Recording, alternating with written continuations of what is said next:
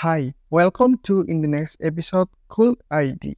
Intel, salah satu perusahaan teknologi terbesar di dunia, saat ini melaporkan memangkas lebih dari 15% karyawan mereka atau sekitar 17.500 orang. Perusahaan juga akan menangguhkan pembagian dividen mulai kuartal 4 tahun 2024. Saham Intel juga dilaporkan anjlok 55% selama tahun 2024 dan mengakibatkan produsen chip itu kehilangan kapitalisasi pasar lebih dari 112 miliar dolar Amerika Serikat atau sekitar 1,7 kuart triliun rupiah. CEO Intel, Bud Gelsinger, yang saat ini memasuki tahun keempat kepemimpinannya, sedang menghadapi tantangan besar. Sebelum Gelsinger kembali ke Intel pada tahun 2021, perusahaan ini telah kehilangan keunggulannya dalam manufaktur semikonduktor terhadap rival utamanya, yaitu Taiwan Semiconductor Manufacturing atau TSMC,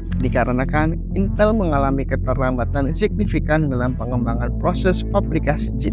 Jika flashback pada tahun 2018, TSMC berhasil memperkenalkan teknologi chip berukuran 7 nanometer dan kemudian beralih ke 5 nanometer dan 3 nanometer. Sedangkan Intel mengalami berbagai kendala dalam teknologi 10 nanometer mereka, dan baru pada tahun 2023 Intel memulai memproduksi chip 7 nanometer mereka. Dalam dunia semikonduktor, semakin kecil proses node, maka semakin baik. Misalnya, TSMC saat ini memproduksi chip dengan proses 3 nanometer, sementara Intel masih berada di 7 nanometer. TSMC memimpin dalam hal teknologi node terkecil yang penting untuk meningkatkan kinerja dan efisiensi daya chip. TSMC mengadopsi teknologi litografi ekstrim ultraviolet atau EUV lebih awal, yang memungkinkan produksi chip dengan fitur yang lebih kecil dan lebih efisien. Sedangkan Intel menghadapi keterlambatan dalam adopsi EUV dan harus mengandalkan teknologi litografi yang lebih tua yang membatasi kemampuan mereka untuk bersaing secara efektif. Berdasarkan laporan International Data Corporation, sebenarnya volume pengiriman komputer mencapai 64,9 juta unit pada kuartal 2 2024. Volume pengiriman itu 3% meningkat jika dibandingkan kuartal 2 tahun 2023, yang artinya penjualan chip seharusnya mengalami peningkatan, akan tetapi penjualan Intel justru menurun. Semua ini berawal pada awal tahun 2000-an ketika Intel memutuskan untuk tidak berinvestasi dalam pengembangan chip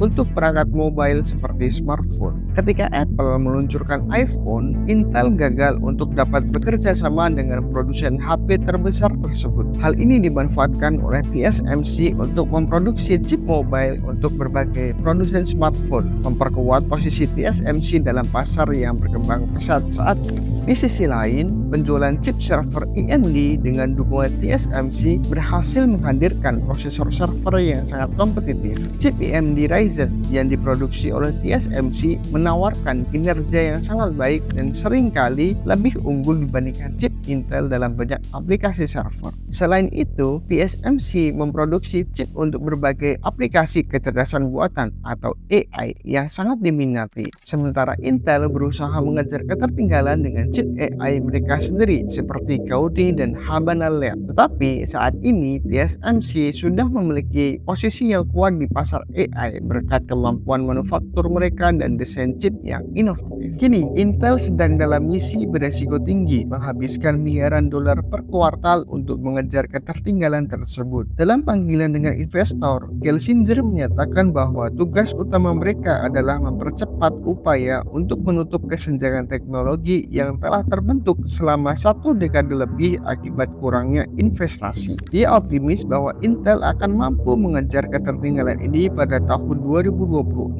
Namun, investor tetap skeptis dengan saham Intel yang menjadi paling buruk kinerjanya di antara saham teknologi lainnya dalam S&P 500 tahun ini. Salah satu alasan utama di balik penurunan ini adalah keputusan Intel untuk melewatkan tren chip mobile pada tahun 2007 saat peluncuran peluncuran iPhone pertama kali. Menurut mantan CEO Intel, Paul Otellini, tidak terjadinya kerjasama disebabkan oleh ketidakcocokan harga dan hak kekayaan intelektual. Akibatnya, hampir setiap smartphone modern ini menggunakan chip berbasis ARM, bukan teknologi dari Intel. Selain itu, lonjakan permintaan untuk server berbasis AI yang menggunakan GPU dari Nvidia juga membuat posisi Intel semakin tertekan. Dalam server berbasis GPU, chip Nvidia menjadi bagian terpenting menggeser peran CPU Intel. Nvidia bahkan mengumumkan versi terbaru dari GPU Blackwell yang tidak lagi memerlukan CPU Intel. Intel yang dahulu merupakan produsen chip paling bernilai di Amerika Serikat kini hanya seukuran 1/16 dari Nvidia berdasarkan kapitalisasi pasar. Bahkan Intel juga lebih kecil dibandingkan Qualcomm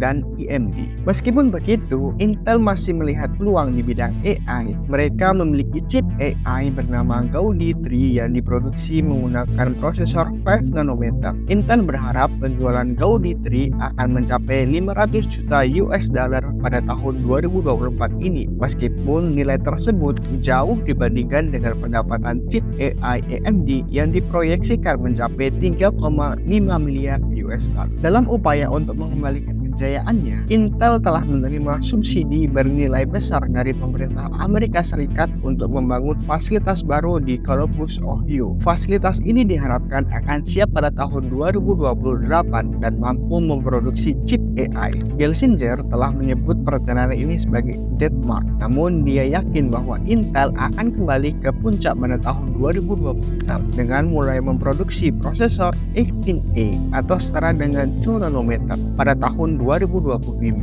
Namun, upaya pemulihan ini juga harus dibayar mahal. Intel telah mengumumkan PHK terhadap 17.500 karyawan atau sekitar 15% dari total tenaga kerja. Langkah ini diambil sebagai bagian dari rencana pengurangan biaya sebesar 10 miliar US dollar hingga tahun 2025. Langkah-langkah pemotongan biaya ini telah menyebabkan penurunan tajam dalam harga saham dan nilai pasar Intel, menandainya sebagai penurunan terbesar sejak tahun 2000.